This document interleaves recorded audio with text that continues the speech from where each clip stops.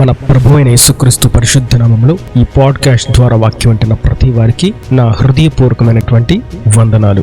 దేవుడు మిమ్మను దీవించును గాక. యోబు గ్రంథము 2వ అధ్యాయము 10వ వచనం మధ్యలో మాట, మనము దేవుని వలన మేలు అనుభవించుదుమా, కీడును మనం అనుభవింపతగదా అనెను. ఈ సంగతులలో ఏ విషయమందును యోబు నోటి మాటతోనైనను పాపము చేయలేదు. చదివినటువంటి వాక్య భాగంలో యోబు అనేటువంటి భక్తుడు మాట్లాడుతున్నటువంటి మాటను మనం చూస్తాం. మనము దేవుని ద్వారా మేలును మాత్రమే అనుభవింపాలా, కీడును కూడా మనం అనుభవింపబద్దులమై ఉన్నాము అని తనకు కలిగినటువంటి ప్రతికూల స్థితిగతిని బట్టి, బాధ సంబంధమైనటువంటి నలపబడుతున్నటువంటి పరిస్థితులను బట్టి, తన దుఃఖమును బట్టి తాను పలుకుతున్నటువంటి శ్రేష్టమైనటువంటి మాట. ఇందును బట్టి ప్రభువు రాయించినటువంటి మాట ఏదనగా, యోబు అనేటువంటి నీతిమంతుడు తన నోటి మాటతో కూడా పాపము చేయలేదు. అసలు యోబును గూర్చి ప్రభు సెలవిస్తారు, అతడు నీతిమంతుడు, యథార్థవంతుడు, యెహోవా యందు భయభక్తులు కలిగిన వాడు, చెడుతనమును విసర్జించిన వాడు, అతడి వంటి వాడు భూమి మీద ఒక్కడు కూడా లేడు అని యోబును గూర్చి అంత గొప్ప సాక్ష్యాన్ని ప్రభు సెలవిస్తే,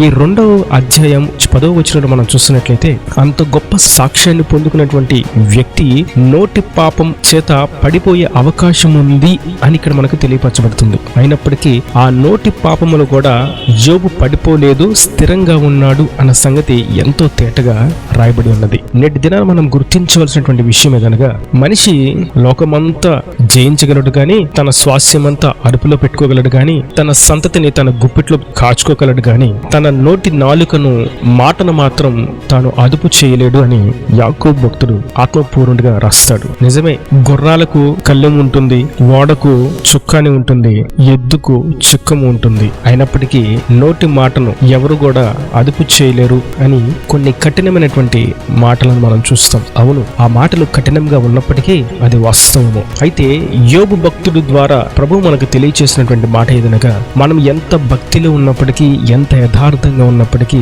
ఆత్మీయతలో ముందుకు సాగుతూ ఉన్నప్పటికీ, ఎంత ఆధ్యాత్మిక వృద్ధి కలిగి ఉన్నప్పటికీ, ప్రార్థనలో ఎదుగుతూ ఉన్నప్పటికీ నోటి చేత పాపమును కలుగు చేసే అవకాశం ఉన్నది.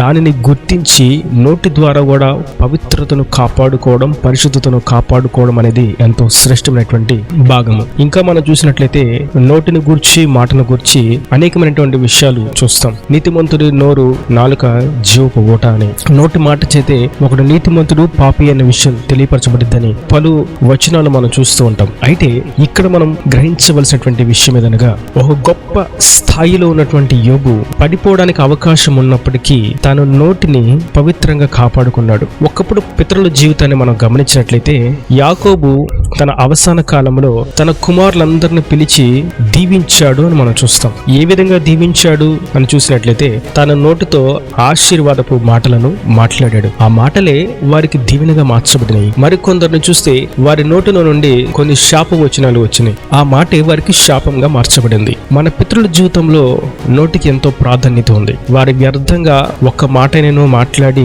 శాపాన్ని తెచ్చుకున్నట్టుగా అబ్రహాం చరిత్రలో గాని, యోసేపు చరిత్రలో గాని, యాకోబు చరిత్రలో గాని మనం చూడం. కానీ ఆ తదుపరి చూసినట్లయితే కాలక్రమేణా నోటి యొక్క ప్రాధాన్యత తగ్గిపోయింది. పాపానికి ప్రాధాన్యత ఎక్కువైపోయింది. ఆశీర్వచనాల కంటే దూషణలే ఎక్కువైపోయినాయి, శాపవచనాలు ఎక్కువైపోయినాయి. అందుకని ప్రభు మన పితరులు నోటితో ఆశీర్వచనాన్ని మాట్లాడితే అది అవును ఆమెన్ అన్నట్లుగా జరిగినాయి. కానీ నేటి దినాన అదే ఆశీర్వచనాలు మనం పలుకుతూ ఉంటే అవును ఆమెన్ అన్నట్లుగా ఉండట్లేదు. కానీ వారు దానికి యోగ్యులుగా, అర్హులుగా ఉంటేనే మాత్రమే అది జరుగుతూ ఉంది. కారణం, నోటి పాపం ఎక్కువ చేత దేవుడు నోటి మాటలను స్థిరపరచడం అనేది నిలిపివేసినట్లుగా మనం చూస్తాం.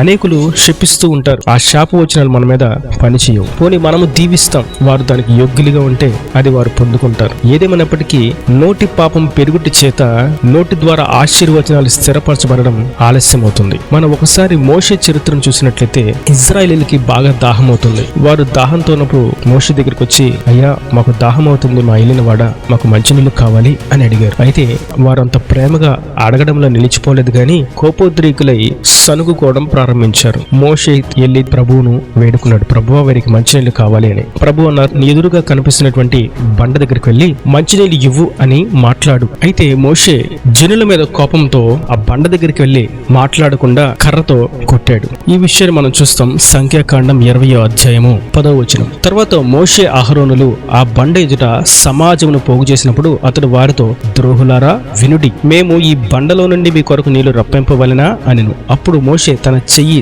ఎత్తి 2 మార్లు తన కర్రతో ఆ బండను కొట్టగా నీళ్లు సమృద్ధిగా ప్రవహించెను, సమాజమును పశువులను త్రాగెను. అప్పుడు యెహోవా మోషే అహరోనులతో, మీరు ఇశ్రాయేలీయుల కన్నుల ఎదుట నా పరిశుద్ధతను సన్మానించినట్లు నన్ను నమ్ముకొనకపోతిరి కనుక ఈ సమాజమును నేను వారికిచ్చిన దేశంలోనికి మీరు తోడుకొని పోరని చెప్పాను. చూసినట్లయితే మోషే అంత గొప్ప ప్రవక్తగా, ధర్మశాస్త్రం రాసినటువంటి మంచి ఆత్మీయుడిగా, సాత్వికుడిగా, నమ్మకమైనటువంటి వాడిగా ఉన్నప్పటికీ తాను ఎదుర్కొన్నటువంటి శోధనలను బట్టి, శ్రమలను బట్టి నోటి చేత పాపము చేసిన వాడిగా మిగిలిపోయాడు. చివరికి ఆ నోటి పాపమే మోషేను వాగ్దాన భూమిలోకి అడుగు పెట్టనివ్వకుండా నిలిపివేసింది. కనుక మనం ఎంత ఆత్మీయ వృద్ధిలో ఉన్నప్పటికీ, ఎంత విలువైనటువంటి పరిశుద్ధ జీవితమును జీవిస్తున్నప్పటికీ మన నోటిని జాగ్రత్తగా కాచుకోవడం అనేది ఎంతో ప్రాముఖ్యమైనటువంటి విషయం. కొందరు వారి సంతతిని, వారి బిడ్డలను వేకుజామున వారిని నిద్ర లేపడమే శాపవచనాలతో వారిని నిద్ర లేపుతారు.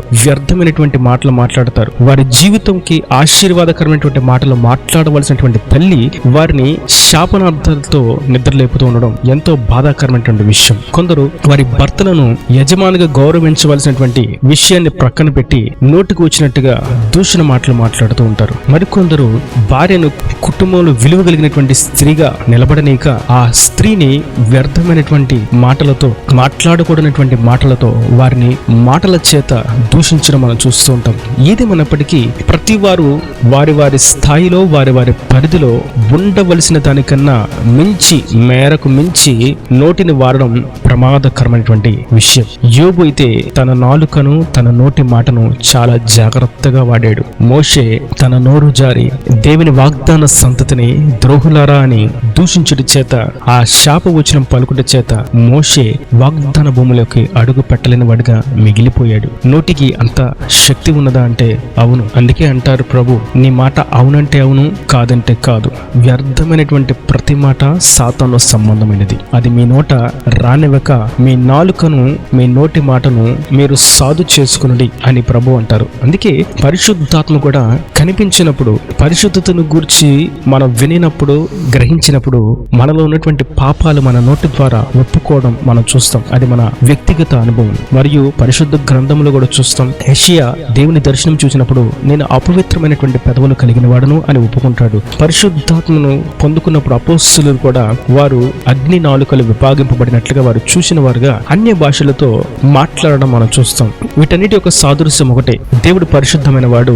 ఆయనను ఆరాధిస్తున్నటువంటి జనులు కూడా నోటి చేత కూడా పరిశుద్ధత కాని మాటలు మాట్లాడకూడదు. నోటి మాటలు కూడా పరిశుద్ధంగా ఉండాలని ప్రభు సెలవిస్తున్నారు. మరియు మనం మత్తయి సువార్త 5వ అధ్యాయము 21వ వచనం నుండి చూసినట్లయితే, నరహత్య చేయవద్దు, నరహత్య చేయవాడు విమర్శకు లోనగునని పూర్వీకులతో చెప్పబడిన మాట మీరు విన్నారు కదా. నేను మీతో చెప్పున్నదేమనగా, తన సహోదరుని మీద కోపపడు ప్రతివాడు విమర్శకు లోనగును. తన సహోదరుని చూచి వ్యర్థుడా అని చెప్పువాడు మహాసభకు లోనగును. ద్రోహి అని చెప్పువాడు నరకాగ్నికి లోనగును. చాలా చిన్న చిన్న మాటలు, నోటి మాటలు. కోపపడడం, వ్యర్థుడా అని పిలవడం, ద్రోహి అని అనడం. మోషే ద్రోహులారా అన్నాడు. నేడు అనేకులకు ఊత పదంగా వ్యర్థుడా అని ఇంగ్లీష్ లో అంటూ ఉంటారు. వేస్ట్ ఫెలో అని పలకడం, ఊరుకూరిని అవసరమైన దానికి, అనవసరమైన దానికి కోపపడడం, వారి యొక్క గర్వాన్ని, అహంకారాన్ని చూపించుకోవడం, వారి ధనాన్ని, వారి గొప్పతనాన్ని చూపించుకోవడం కోసం కోపపడుతూ ఉండడం మనం గమనిస్తూ ఉంటాం. ప్రభు అంటున్నారు, వీటన్నిటిని చేసేవారు విమర్శకు లోనొగుతారు, మహాసభకు లోనొగుతారు, మరియు నరకాగ్నికి త్రోయబడతారు.